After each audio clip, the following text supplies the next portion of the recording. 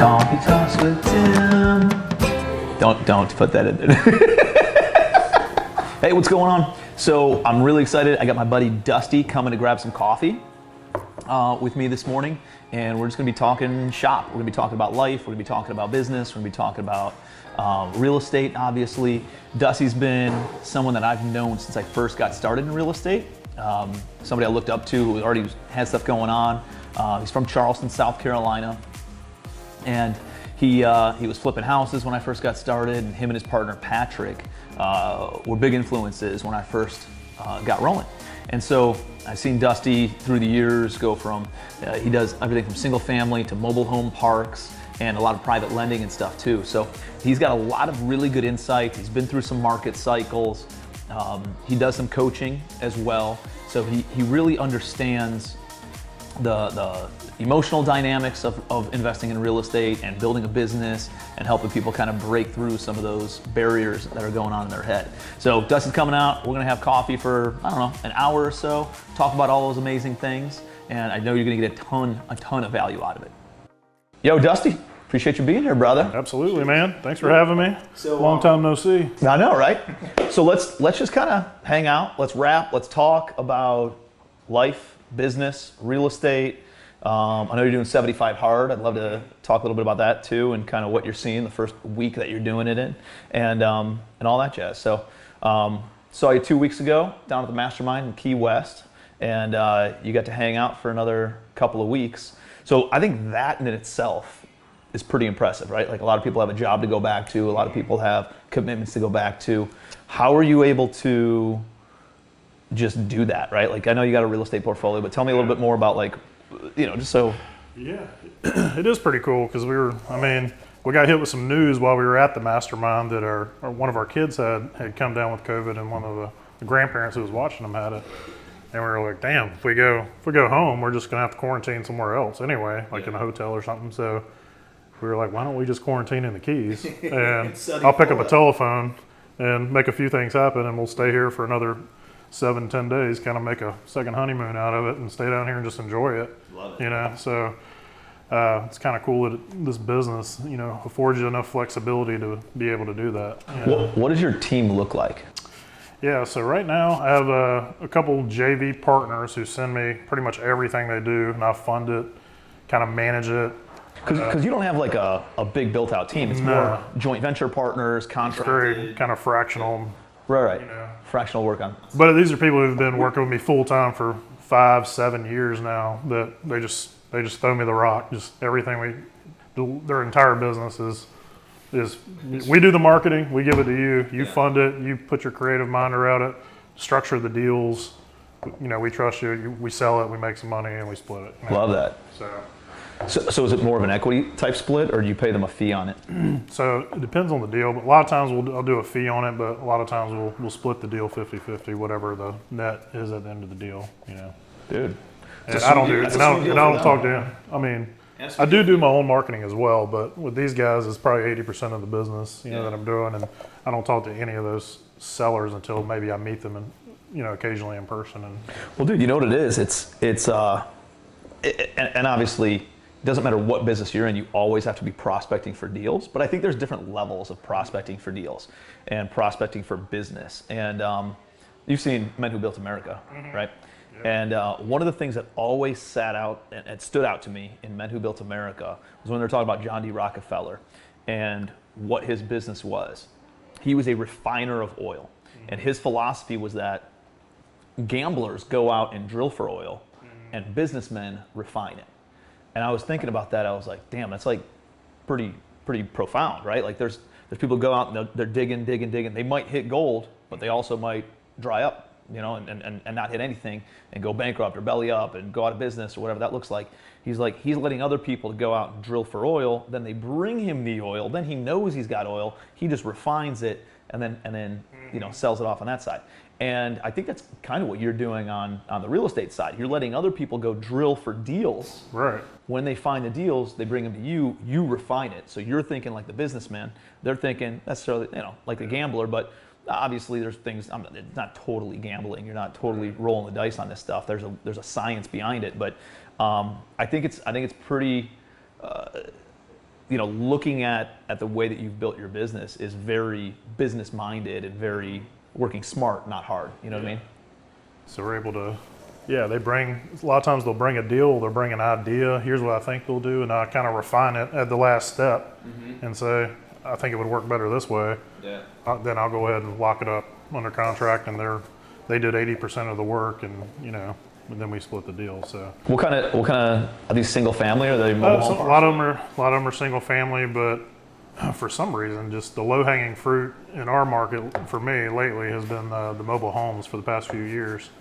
It's just such an expensive market, and the demand for affordable housing is just through the roof. Yeah, it's so it's insane. So what are you renting these things for? What are you buying them for?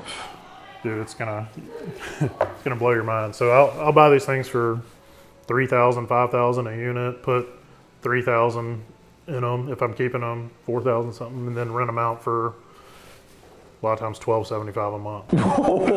What? And, So you're into these things for 10 G's, no more than 10 grand, and you're renting them out for $1,200 a month. yeah, and I might have a $300 lot rent in there if they're in a park or something. But, So are you owning the parks? Sometimes you do, sometimes you don't, though, right? it was funny.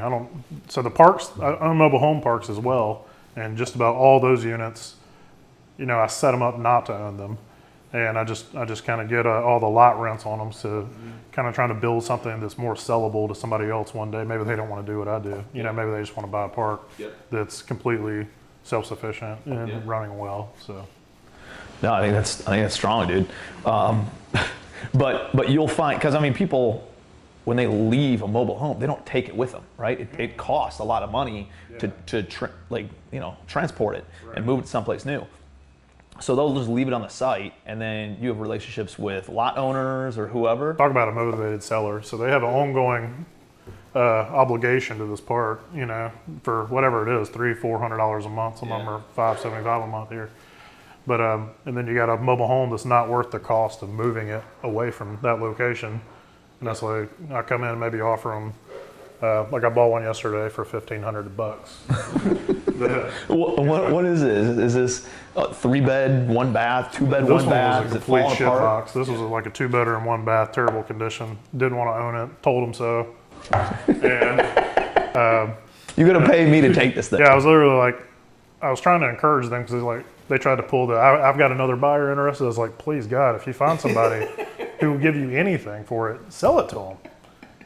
If you don't, call me back.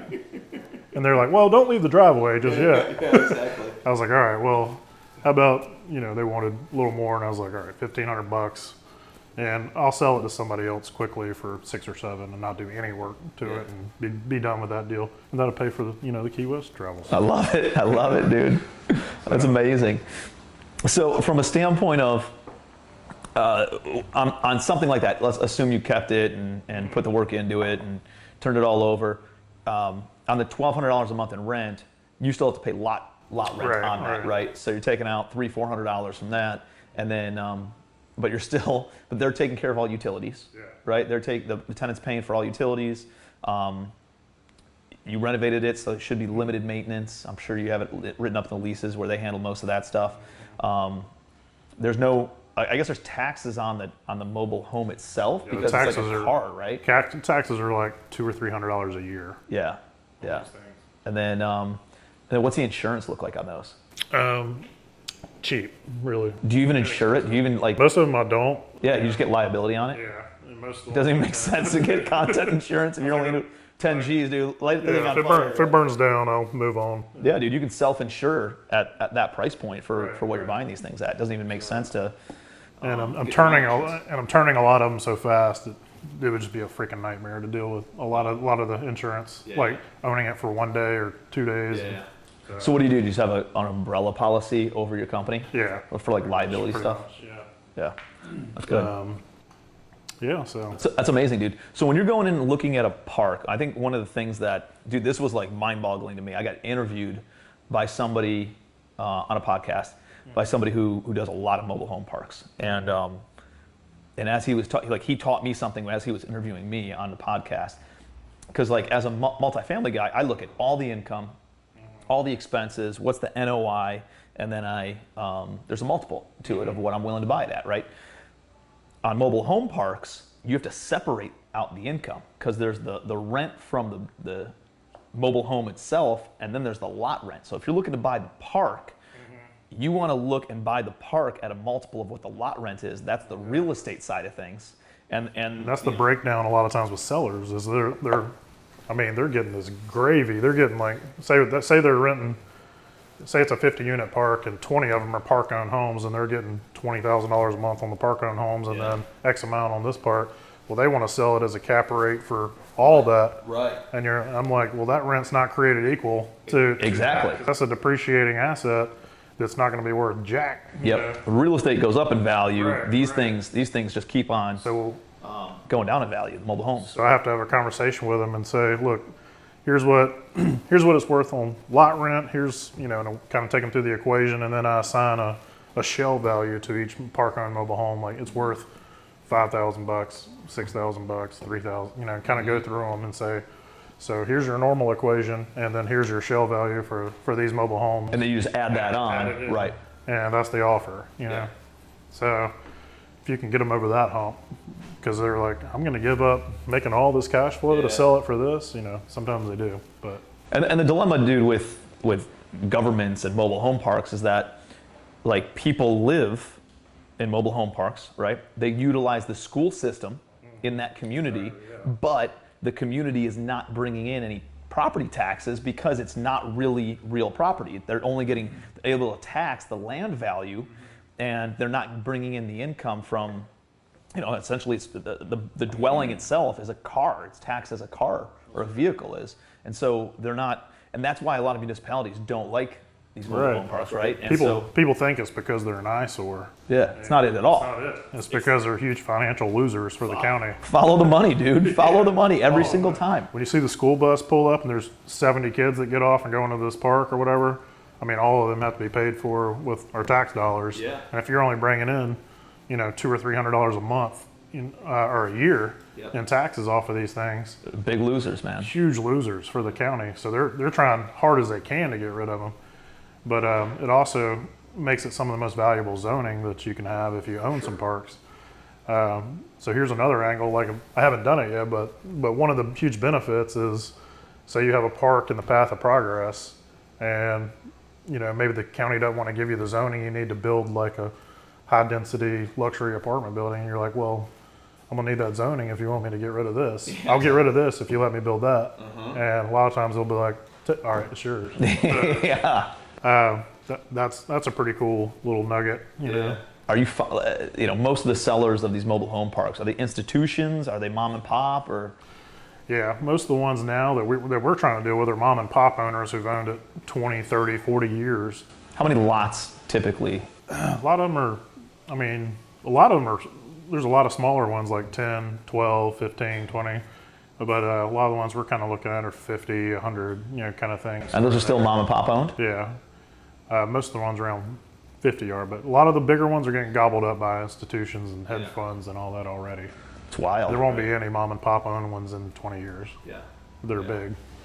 Do you do anything? You're mostly in the South Carolina region though? Yeah. Have you done anything out of state?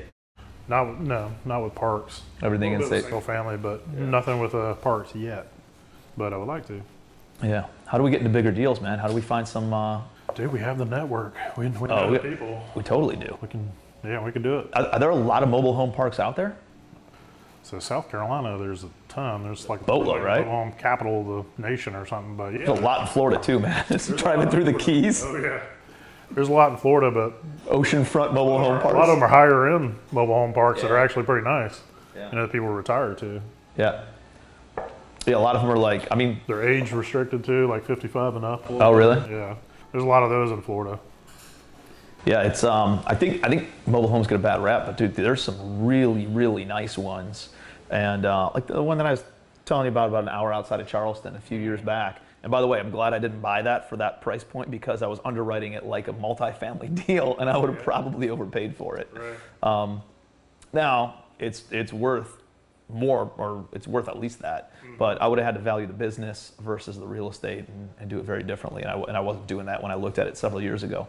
But like, dude, that's nice. Like you wouldn't know. The guy put like log siding on all the cabins, and he put I got like, a nice place. these decks around like all of them, and like they look like little mini cabins, and they all look exactly the same, and it looks like this cool little park almost. Yeah. He's done a good job with that. Yeah. But he also lives on site. It's also a job. He's got to be there every single day, and he doesn't run it like a business. So there's limitations in that, but there's also limitations in, hey, if he won't let kids there, he won't let people come who because he doesn't want kids playing there, and no partying. He kicks people out. If you come and you try to pay with credit card, he makes you go to the ATM and get cash. Probably goes to the ATM, making fees on that too. So there's definitely some efficiencies that can be put in place that kind of balance each other out. But see, that guy's making it difficult to sell it. Yeah, exactly. He's there running it, and without that guy, it makes it difficult to sell. Yeah. So then you got to think, who do I need to hire? What systems do I need to put in place? And all these things, which creates opportunity for guys like us because we can get in there and put all those things in place. But dude, if it was turnkey and somebody who could just go in, write a check, and then have a return on their investment, it opens up the pool of buyers so much. Right. Is there a play to buy a lot of these smaller parks and try to like consolidate them? Possibly. What I kind of look at it like your model of how do I get, build a portfolio, and then you can go out and do bigger deals. Yeah. Be a great idea for somebody to, if you want to get into parks, go and buy, maybe 10 units, then maybe you can go out and buy a 100-unit park somewhere pretty easily. But I mean, that's one thing I was going to ask you. Maybe you could talk about kind of if any like newer investors are looking to get into apartments, what does the on ramp kind of look like, and how do people have to start adding stuff to their book to get built up? Oh, I think there's two main ways, right? And the first one is organically growing it, kind of like what you're talking about. That's how I did it. So I bought an 8-unit, then I bought another 8-unit, then I bought a 15-unit, and all of a sudden I'm up to 31 units, right? Now I can qualify. Now I had private money, so I had some partners that put in the cash when I was first getting started. So we just kept on trading up into bigger and bigger properties, but we bought everything cash early on. But from a financing perspective, in order to qualify to buy an apartment building, you need the net worth equal to the loan amount. You need liquidity equal to about 10% of the loan amount, and you need experience owning and managing that number of units. So you could either, let's say you're a rich doctor, you have the money, you have the liquidity, and the net worth, but you don't have the experience. But you can loop in a very qualified property management company, and they'll allow you to do that. Or if you got the experience, but you don't have the net worth and the liquidity, you can get somebody to come in and sponsor the loan, or essentially co-signing on the loan, which is like standard practice in commercial real estate. So you go out and you either organically grow it and build the net worth and build the experience and stockpile your own cash, or you can get into some of these bigger deals by bringing in a co-sponsor or like a co-signer on the loans, and that allows you to jump into some bigger deals faster. So, I think those are the two ways to go about it. I will say I don't think you jump into that big stuff, or that big stuff doesn't come across your desk unless you're doing a lot of the small stuff, right? Like I think you need the momentum to really get going and start building it all up. I mean, shit, if you can't raise money on a 4-unit, how are you gonna do it on a 40-unit? Right. If you can't do it on a 40-unit, how are you gonna do it on a 400-unit? And so you gotta go through some of the growing pains. I know everybody wants the instant, big pops and sexy stuff, but I think we're always refining our business. Like right now, I'm selling 2,000, like half of my portfolio, 2,000 doors of the smaller properties. Everything under 100 units, everything that's more management intensive, more like C plus class areas. And I'm just focusing and holding the B plus, A minus kind of areas, and the bigger buildings. The things kind of like 20% of your properties give you 80% of your headaches. Exactly, the Pareto rule, right? Yeah. And that's 100%. Clip them out, pumpkin patch them out, clip them out, and so you can kind of grow bigger again. So you eliminate that, but then what you're left with, then all of a sudden still 20% of those properties are 80% of your problems, right? Just keep going. How many times can you do that? So I think you got to kind of work with it. But dude, I think we're always growing our portfolios in a way that, or growing our business in a way that taking a few steps forward, and then you take one step back in order to refine a little bit, and then you take multiple more steps forward. And I know what got me to where I am right now isn't going to get me to the next level. So, like, dude, I've legitimately raised probably in the neighborhood of 75 to 80 million dollars of private money from mom and pops off of Excel spreadsheets, right? And that's what we use. Like, that's our CRM system. It's insane. But we'll just keep it simple, dude. It doesn't need to be that complicated. I think a lot of people overly complicate some of this stuff. That's what I tell investors getting started. They're like, what CRMs do I need to be using? What this and that? And dude, get a yellow piece of get a legal pad, start doing deals. Write down shit, flip the page, write down some more shit, and do some deals. That's it. And, just keep calling people back. I mean, I think when we started business, first of all, websites weren't even around when we first started flipping houses, but we were one of the first people to actually have a website. It was like 5,000 down and like $100 a month or something. The first couple of years, we were running off of whiteboards and yellow legal pads and doing 8-10 deals a month, sometimes, and 8 to 10 deals a month off of a pen, paper, and a telephone. Right. You don't need CRMs and systems for anything more than that. And people are telling themselves, I need this before I get started. I need, it's just an excuse, Really, they're saying I'm not ready to get started. Yeah. I'm not ready to be successful because I'm scared of who I might. It's like an identity crisis. Like, I don't know who I'll be if I'm actually successful.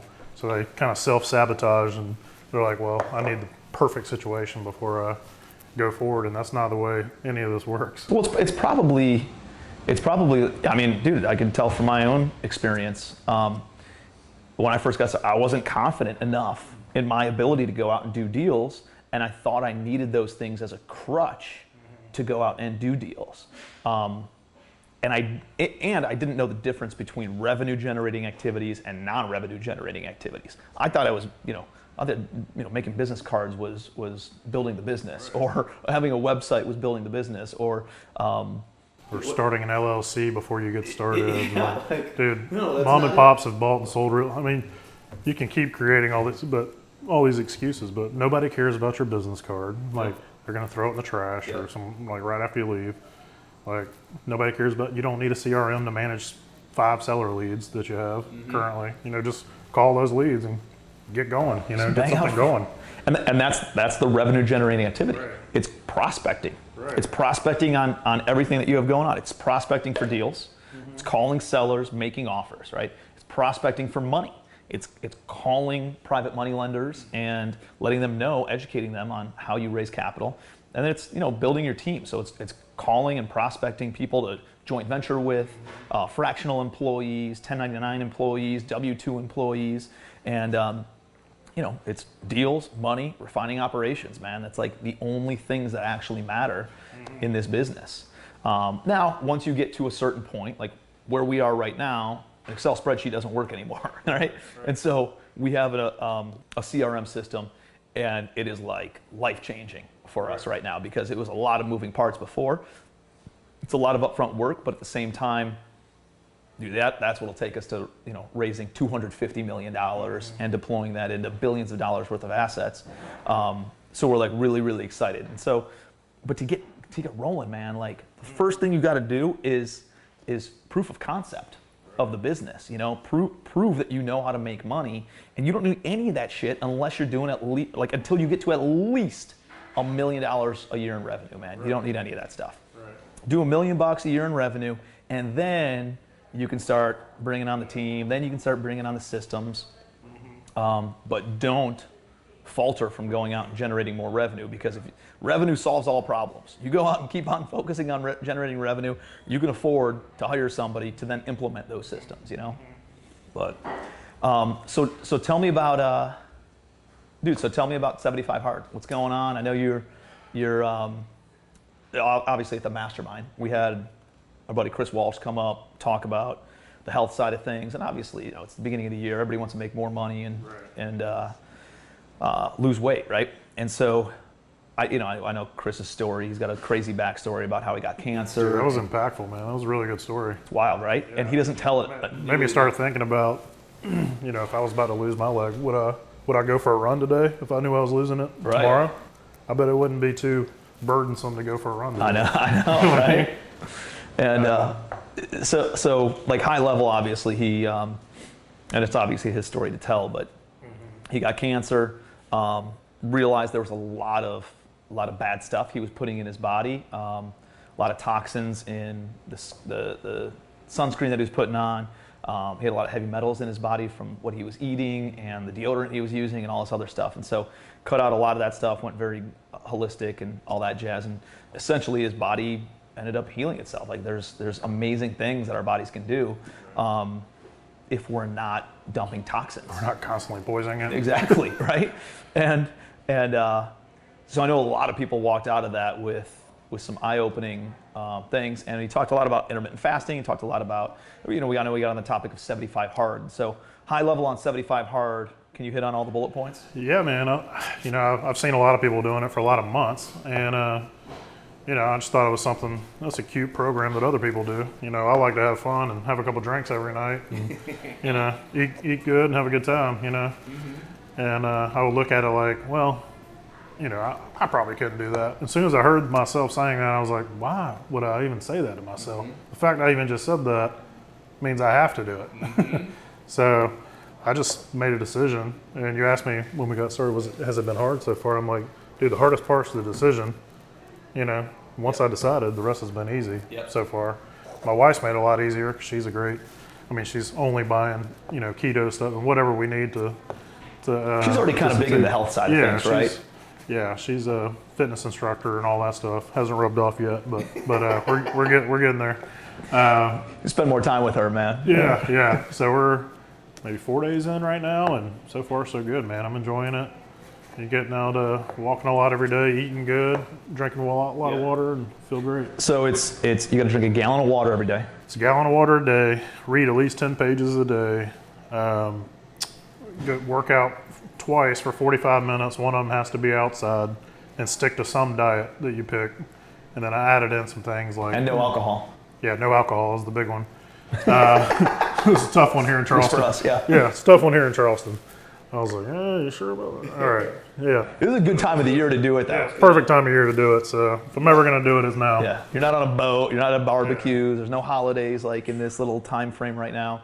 And so like if there's one time to do it, this is the time to do it. Time is now. I did it last summer, and it was over my birthday, it was over 4th of July, it was while I was moving to Charleston, and I found that, so first of all, you got to knock out everything in the morning, right? Like if you don't do it in the morning and you got to crush a half a gallon of water before bed, it's like horrible. That's the key with the water thing, is start early. Yeah. Reading the book late at night. I remember like falling asleep trying to read my 10 pages. Like, dude, if you got to knock it all out early. And that was like a big lesson for me, because I was like, I should do whatever the most important thing it is that I can do every given day. I should just do it first thing in the morning. Right. And then I feel like I have a very accomplished day. Right. So that was a big deal. And then I found that it wasn't that difficult most of the 75 days. There were probably 5 to 10 days that were really, really tough. It was the holidays. Right. It was, I want to eat outside. It was hard for me to follow like a specific diet. So what my diet was essentially intermittent fasting. So I'd have to fast for at least 16 hours every single day. And from that 16-hour fast, then I could eat essentially whatever I wanted. But I think I was more aware of what I was eating during my eating time frame too. And so while I was like, oh man, I'm right outside of that window. I could eat. You got to take a picture of yourself every single day too. There were nights where I fell asleep and I woke up at 2:30 in the morning. I was like, fuck, I forgot to take a picture, and I go take a picture. It was intense, but it was like really, really impactful. And for me, the biggest impact not necessarily wasn't like any one or two of the things. It was really like making a commitment to myself. And then seeing that commitment all the way through. I had buddies who started around the same time that I did, and I did it for 30 days. I can do it for 75. I don't think that's the case, dude. If you do it for one day, does that mean you can do it for 75? No. Like you got to go through the 75 days. You're going through holidays. You're going through birthdays. You're going through travel. You're going through business. Endurance competition. Dude, it is very much so. And it's showing that consistency for 75 full days is it's a game changer. But dude, like when you hit the end of it, you feel like you could run through a brick wall because you're so confident of making a commitment and seeing it through to yourself. And yeah, dude, you just gotta do it, right? Like you made a commitment, you gotta see it through. Making a few better choices every day, consistently every day, is Jim Rohn's definition of success. Right. His definition of failure is making a few bad choices repeated every day. Yeah. It's a whole compound effect, Right. So it's what's pretty cool? It's Andy Frisella who started that whole thing, and he's a business guy, right? And then he got into like writing children's books, so he's got a couple children's books. He does some coaching and mentoring, but then he's also big in like the health and fitness industry. And like from the limited that I know about him, it's pretty cool to see him trying to impact lives on all different levels. Like when I post on social media, and we're doing the whole social media challenge and stuff right now too. We can dive into that. But when I post on social media about business, I get some good interaction on it.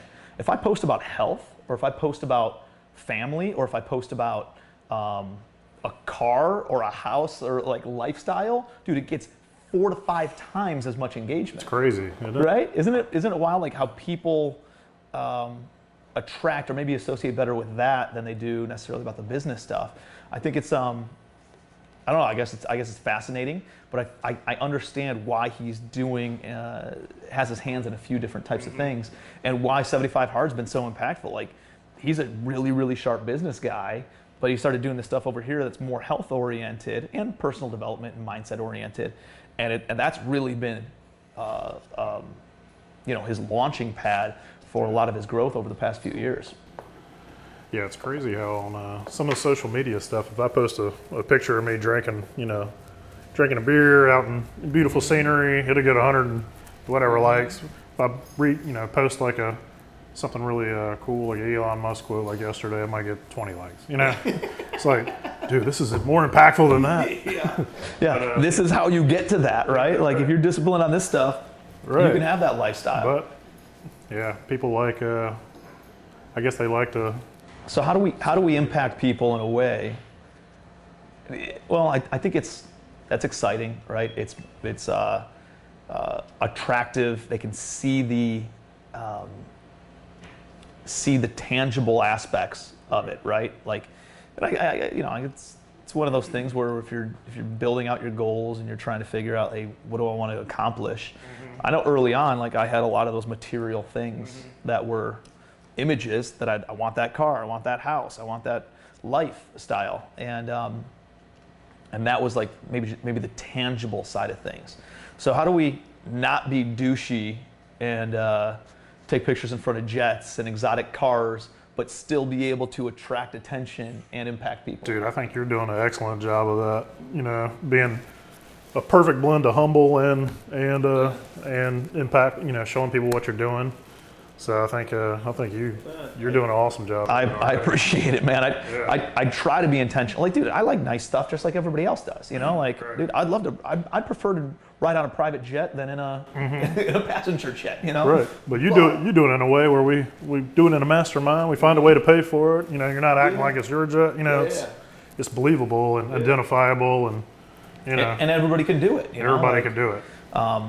But like you saw my new, but like. I can go out and buy a Maserati or whatever the hell else I want, but I told you, I'm a shitty driver. I hit curbs. I already banged up my, so I bought a Jeep instead. Dude, I hit the curb right out here. This is it. I hit the curb as I was pulling up. I was like, good thing I don't have an exotic, right? Would have scraped the rim. And so 2 things. Like, I just like this better. It's a better financial decision. It's more fun.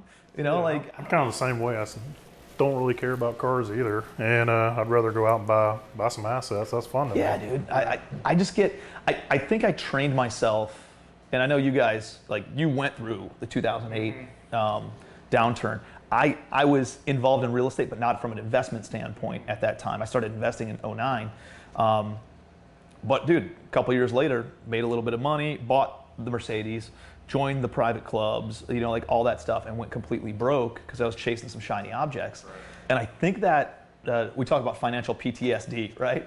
And I think As soon as you said that, I was like, dude, it's exactly what I've been thinking about this concept for a while. Yeah, same thing. People who've been through that are like, well, I'm not taking these chances again. Or, I just don't need it, man. Like, I don't know, my clothes, I got two young kids. They're always like kicking me, and I got dogs jumping out, slinging food and shit on me. And I'm like, I don't need fancy clothes, right? They'd last me a season anyways. So I don't go buy that stuff. I get more enjoyment and more fulfillment from watching my balance sheet grow and buying assets that create and generate more revenue than I do from the material things. But I think, maybe use some of that dividend to go create experiences for your family. Right. That's something I will spend money on. Exactly. Is creating a really cool experience like we just had in Key West, where we stayed a week or 10 days longer than we thought we were going to. We had the most amazing time ever. It was awesome. But so I'll spend money on experiences, but cars and all that crap, I could give a shit. I love it, man. The experiences and the vacations and memories that you're I'm willing to spend some money on that too. I'd rather spend coin on that than the material stuff. And obviously I have a house over on the beach, so like that was like that was probably the most material goal that I ever had in mind. And it was more of a me overcoming my obstacles type of a goal versus just wanting a fancy, nice house on the beach. You used to walk on that beach and be like, what the hell do these people do? Obviously, they can all afford beach houses. What do I need to be doing? How am I so broke when there's so much money in this world? Like, how is this possible? And that was like at the lowest financial point in my life. Like, that's what I need. And that, dude, it was just imprinted for 7 years into my head of like, if I can go and buy a beach house on Isle of Palms, then I know I kind of like made it, Right. And so that was the most material thing that I've ever really pursued. But dude, it's still an asset. Yeah, but it's an asset. You splurge, but still an asset. So I bought it from a motivated seller. It was sitting on the market too long. It needed a lot of work. I went in at a not low ball, but about 80% of what their asking price was. Right. And then I forced appreciation by putting another $300,000 worth of work into this thing, and now it's worth, $700,000 more than what I'm into it for. Right. So I still figure out a way to turn, this liability and dream house into an asset and make money on it. Got them to seller finance it, right? Like, so I got creative. You got a lot going for you there. Beach house, seller finance. Yeah. So it was kind of a cool experience to go through all that and then check that box.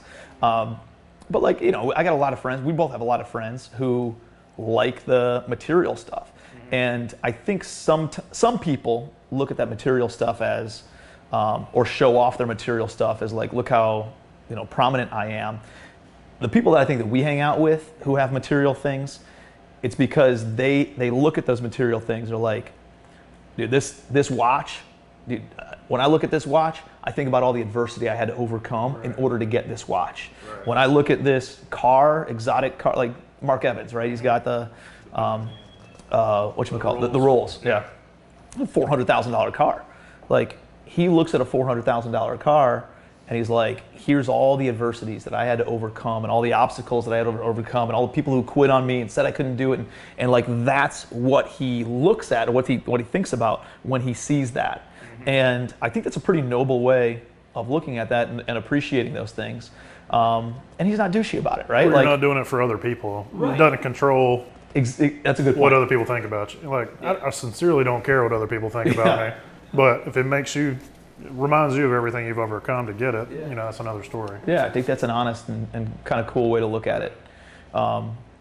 So I think it just depends. If you need to get that validation, that validation from outside, right. Yeah, there's something else going on a little deeper. There's other ways. Like, you get the fancy car, it's not going to give you that validation. Right. You're just going to have to go buy another fancy car because. You're still not going to get it. If number one didn't get you there, why would number two get you there, right? And like, there's something else internally that you got to work on. Mm-hmm. And that's my favorite part of like growing older, is not giving a shit about what other people think about me. And you know what I found? The less I care about what other people think about me, the more they appreciate me, and they're like, oh, he's a genuine, authentic guy. Like, I want to hang out with him. And they actually like me more because I don't give a shit about. Right. And you get old and you realize nobody was talking about you in the first place, and it doesn't matter. Exactly. You know? Dude, they're so consumed by themselves. Like we think, oh, what are they thinking about? Dude, they're too busy thinking about themselves. They don't give a shit about you anyway. So like, why do you care what other people are thinking about you? Do not put any value in what other people think about you for those reasons. But yeah, you're exactly right. Or if you do, like only take advice from people who are where you want to be, or otherwise you got to realize, like, dude, if you buy into somebody else's opinion, you're going to buy into their lifestyle. Yeah. Ooh, that's good. So if you're going to buy into their financial opinions on what you should be doing, make sure that they have financially what you want, right? If you're going to buy into their opinion on relationships, make sure they have a good quality relationship. If you're going to buy into their opinion on health, make sure that they have their health dialed in. Especially when you're getting started in business and stuff, even well-intentioned people, like people in your family, close friends that you have in high school and whatnot, they love you, they're giving you opinions, but it's, opinions about, stuff that they know, whether they think they know. Yeah. But that's maybe not going to take you to your goals where you need to be. Yeah. So when we got started, man, me and Pat went through we did cell phone challenge. We kind of went through our cell phone, deleted everybody who was a hater at that time. Social media wasn't even around. It was just people who had, said, oh, y'all need to finish school. Y'all need to do this. You need something to fall back on. It's like, fall back on. We burnt the ships and the city and everything, and went all in on real estate. So anybody who had a problem with that, we just paused them for a few years. Yeah. We'll circle back, and I love that, we'll see man. you again. But what do you think about? Because I know you guys do some coaching and stuff locally here too, and you got people who are starting out, people who are working a full-time job and have a part-time real estate business.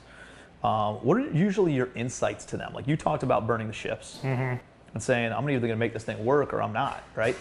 I did the exact same thing. I just didn't have a fault like you guys. Like, what else are we going to fall back on? Like, fall I don't back. know anything else. Right, Like, right. I got to make it I'm work. not good at anything else. I'm not falling back to anything. Like, we're going to go get a job for somebody. Like I don't know anything other than real estate. I got to make real estate work. And that's why I overcame any adversity. I know that's the same thing with you guys. Like, what do you tell people?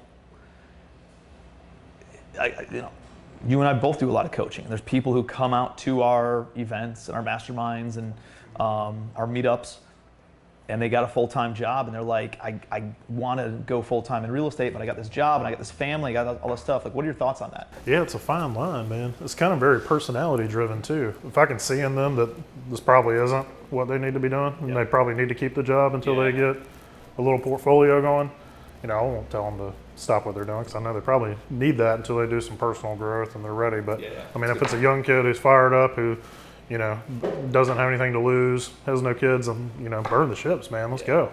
For sure. But everybody's a little different. But depends on your level of commitment, your level of motivation, and level of hunger, I think. But I kind of lean towards burning the ships and going all in. If it's worth doing, it's worth doing full out. Dude, I've never hosted a mastermind or attended a mastermind without getting somebody to quit their job. I know. I invited him to mine and told the guy to quit his job. He's quitting this month, I think.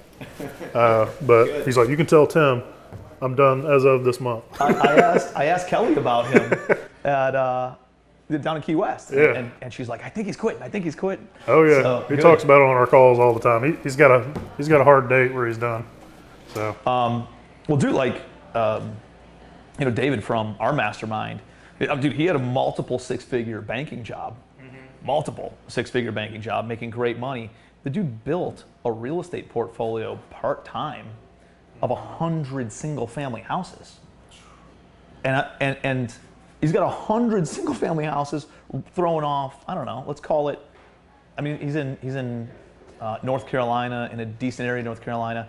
I don't know, got to be $1,000 a door, right? So he's doing $100,000 a month in gross rents. He's got some expenses, but the dude's clearing $500,000 a year part-time. yeah, Versus his full-time job. I'm like, dude, what if you gave full-time effort to this? What are we doing? Right. And I told him, like he qualifies because he's got a $1 million business for our mastermind, so he qualified. But I was like, bro, you're not allowed to show up unless you quit your job. Like you will get booed out of this room. Like nobody has a job here. I hope you understand that. Unless it's like a super passion project or something you really enjoy. Right. But otherwise, man, you got to let that go. You don't want to be there, so why are you doing it? And it's guys like that who give you no excuse. Like for new people who are getting started full time, I'm like, the guy under my mastermind's the same way. He's probably bought, I don't know, 10, 20 houses, and part time, he's a firefighter. Full time, part time, he's bought more than most investors buy in a year. I know, dude. You look at people like that, and you're like, you have no excuse. His take home is $2,500 a month, and I was like, "What? How many deals do you have to do? I don't know, one extra deal a year to pay for the salary." I was like, "What are we doing?" Usually benefits is a big hang up for people, and you're like, dude, it's like X amount per month. $1,000 a month. You're done with that. Yeah. You got your life back. I know. It's such a handcuff, it's such a shackles on people's mindset of like, I got to do this just for the health benefits. And I don't think, it's just a fallacy in our heads. I don't know, like we go through life and everybody's like, you need health benefits, you need help. Well, dude, they offer health benefits. And they could cut them out anytime. If you're a single person, it's $400 or $500, $400 a month. If you are married with a full family, like it's, I don't know, $1,000 to $1,200 a month. And for people like us who know how to generate revenue and go out like to do a deal, it would never, and early on it would handcuff me. It would hold me back. Like my wife had the health benefits early on. So I never really was concerned about that. But until I got past that, she wanted to leave her job, and I was like, but I was already mentally beyond that where, no problem. All you got to do is one extra deal a year, and it covers all that stuff. Yeah, not an issue. Go ahead and quit your job. We'll do health benefits in-house. But it's crazy how much that has an effect on people. Yeah. I just dropped off a check to my direct mail house right around the corner here, and the lady came out and got the check and zipped over here. But she was telling me they just dropped her health benefits. She's been working there 28 years. She sold her house in Mount Pleasant, made a good mint on it, I'm sure. Had to move somewhere else, and it was all about, because of health benefits. And she's like, yeah, it's $600 or $700 a month, and so I sold my house and moved. I'm like, dude, are people really? This is crazy that this can handcuff people this much and whatever, but it does. Dude, there's options out there. You just go and get it set up. Yeah. To your point though, like if they love their job and he loved being a firefighter, I'd say, dude, keep doing it. Like that's amazing. He's awesome. But he didn't want to, He didn't want to keep on doing it, and that was the hang up. I was like, dude, we're only here for a short amount of time, on this earth. Like, you need to be doing what you enjoy doing. So don't invite brats to your mastermind unless you're ready for them to tell everybody to quit their job. And yeah, exactly. I almost felt a little bit bad when I left there because I was pretty hard on him. No, this is perfect amount. I was like, let's go, dude. He enjoyed it. The thing is, like, we see more in them than they see in themselves, right? Like, my buddy John Melton actually uses this. He says, you can't see the picture if you're inside the frame. And he could not see the picture because he was inside the frame.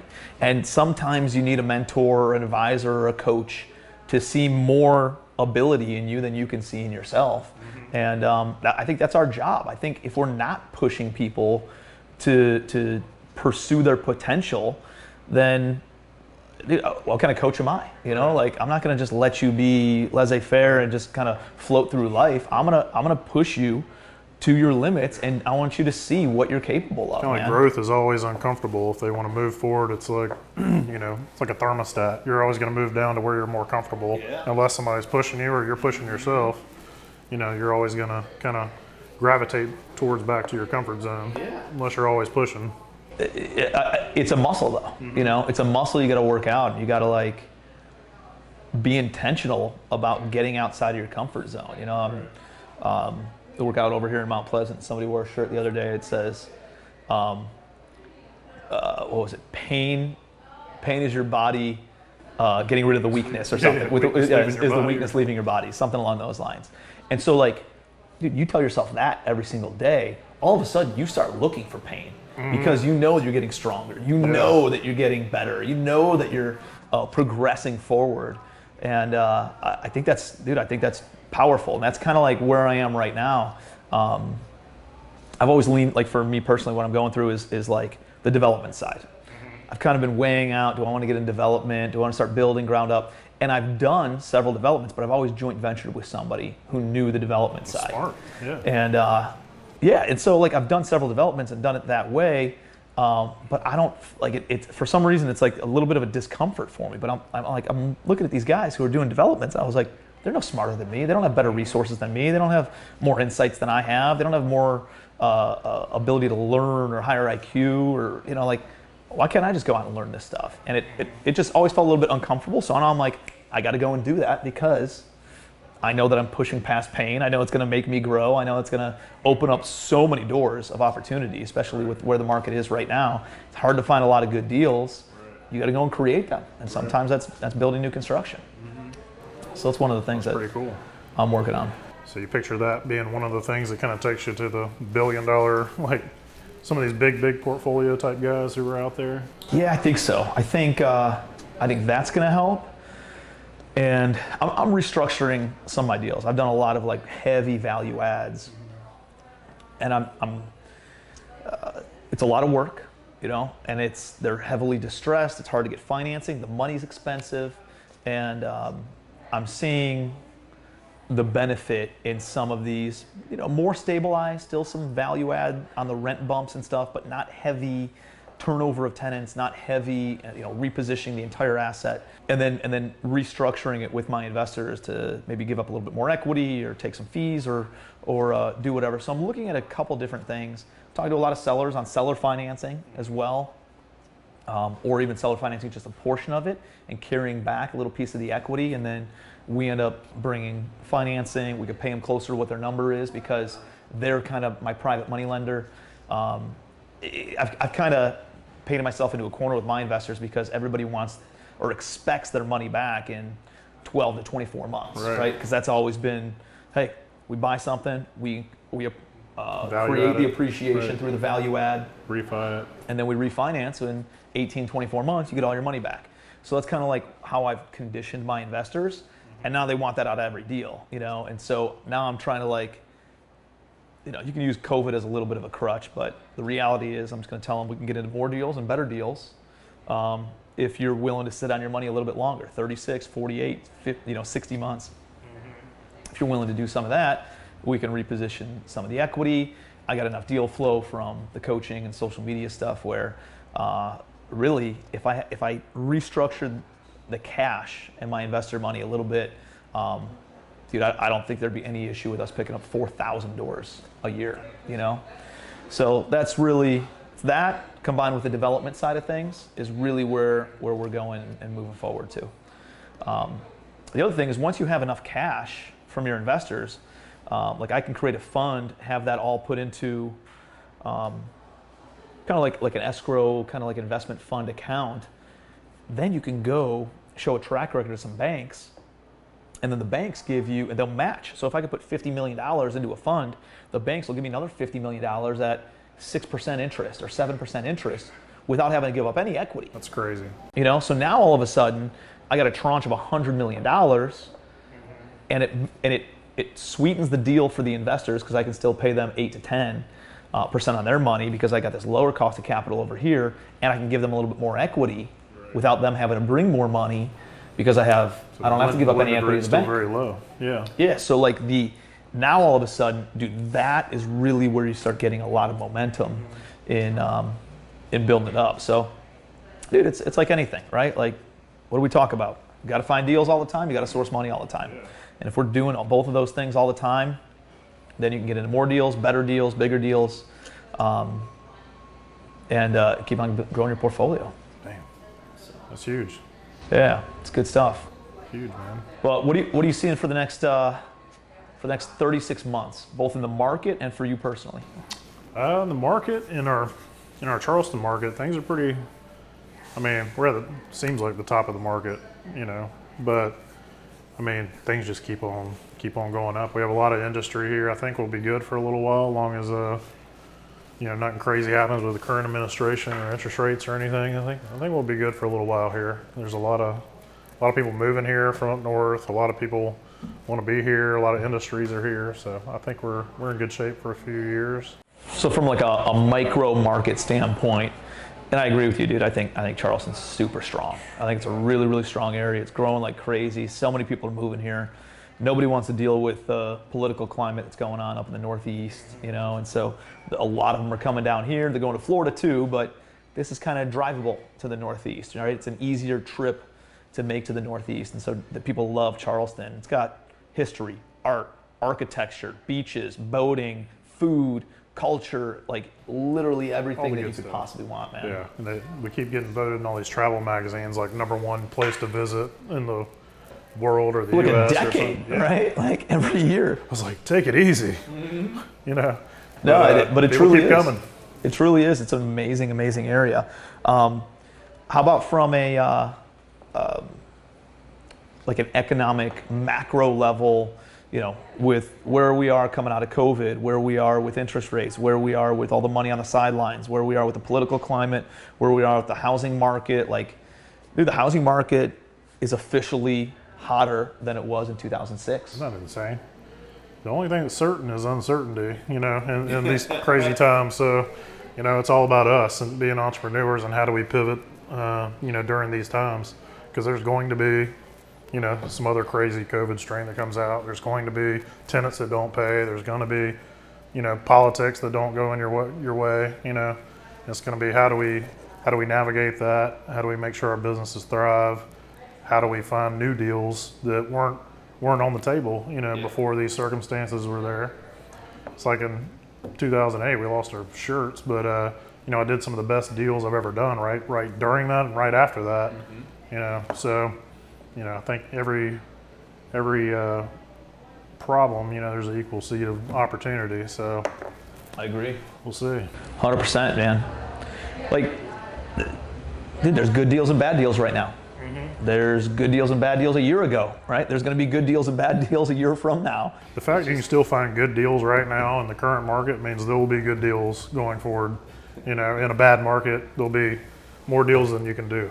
You know. Isn't it fascinating to look at market cycles and how just things change, and you have to be flexible, you have to be able to dodge and weave and dance and maneuver in so many different ways. Because, dude, remember 10 years ago? Dude, 10 years ago, you don't have to look for deals. They were all over the MLS. You could buy whatever you wanted off of the MLS for 50, 60, 70 cents on the dollar. Anything you wanted. Because there was no financing available, no programs out there, and buyers were terrified. Money was so hard to come by. Yeah. You know, it was hard to qualify. Everybody's saying run from real estate, so there's no private money out there either. And, you know, just like the perception of fear of being involved in real estate. And then 10 years later, dude, you can't find a deal if you tried, but money's everywhere right now. People are getting 10, 12 offers when you put your house on the MLS in a day, you know, for, you know, more than asking. I mean, it's crazy. It's starting to feel like those times again, you know. Do you think do you think it's a bubble? Do you think it's, I think, I mean, do you think it's real corrects, demand, right? or do you think it's the pent up, it was kind of a pent up demand. It wasn't a real demand, I don't think, in 08. It was just like easy access to money, Right. no doc Everybody could loans, no qualify. qualifying for financing. Like, dude, you could be a stripper and you can go and buy a bunch of houses, you know, without having to show, you know, a tax return or anything like that. Right. Those programs are back again, by the way. But, which they are. Like, they're starting to come back. You don't have to qualify as much. Yeah, these 12 months of bank statement type loans are prevalent again. Yeah. So who knows? I mean, who knows what's going to happen? I mean, everything corrects eventually, right? Yeah. And we're overdue, but I think we got a little more time. But I mean, obviously, it's gonna ebb and flow and correct. But you know, our job is just to, no matter what environment, you know, there's always an opportunity. How do we protect what we got? You know, protect our portfolio and any investors you may have. You know, protect that first and foremost. And you know, you say, you know, B class multifamily is kind of one of the best insulated asset classes there is, because people can move down into it, people can move up into it. It's kind of right there in the sweet spot where people can afford it in whatever market. But you know, I believe that. And same thing with a lot of what I do is with mobile homes and mobile home parks. You know, nobody's leaving their home over $250 lot rent, you know, a year. So I think we're pretty well insulated there too. Love it, dude. So what are your goals for the next like 12 to 36 months? Yeah, I think picking up maybe a few more parks a year, or even maybe doing some more apartment buildings with people like you, or throwing some money into some deals like that. I want to do at least 3 big things a year, and then continue what I'm already doing, because it's just low risk, high income. You know, might as well just keep churning that, and then use some of that to invest in some of these bigger deals. Yeah, dude. You're just, dude, you got it dialed in, right? You got the systems, you got the deal flow, it's easy access to capital. Like, it's just, and I think a lot of businesses, man, when you get to that point, that's when you start printing money. You know, like when you're pursuing the shiny objects and starting new, like that's not, you can make a little bit of cash, but like, dude, the most successful businesses and business owners that I know have very just rinse and repeat, boring ass businesses that they're just doing the same thing day in and day out, but they're the best in the marketplace at doing that. And dude, they just print cash. They print it and then they use it, smart like you are doing, to then passively invest in other assets, other asset classes, other businesses, to be a passive investor and then earn more returns, right? Now you got this army of money, creating more soldiers, more army, and growing and multiplying. Like your employees you're putting out there in the world to go to work for you. You know, the more you got out there invested, obviously the more returns you're going to get. But yeah, invest in people like you who know what they're doing, and you know, throw some money into some of these bigger projects, and then continue what we're already doing. Yeah, for sure, dude. Yeah. Awesome, man. Well, dude, it's great to grab coffee with you. Yeah, great to catch likewise, up. man. Likewise. Cheers again. And we'll have to do it again soon. Let's go buy some mobile home parks and apartments together. Let's do it. I'm down. Awesome, homie. Well, I appreciate you, dude. Thank you for being here. Thank you, man. So that's Dusty. He's been a good friend of mine for a long time. He's obviously a member of my mastermind group, and has a lot of amazing things going on. And really, like what I really love about Dusty is he appreciates and knows what's important to him, right? And he sticks to his own values. And he's like, hey, I want to build the business this way that serves me instead of me having to serve the business. And I think he does an amazing job of that. And so love the guy, appreciate him. He's like a brother to me. And make sure you're connected with him. Make sure you're following him on social media. He's got a lot of amazing insights and content and value to share. And if you're ever looking to do some deals in South Carolina, he's the guy to talk to. So hope you guys got a ton of value out of it. Be your best.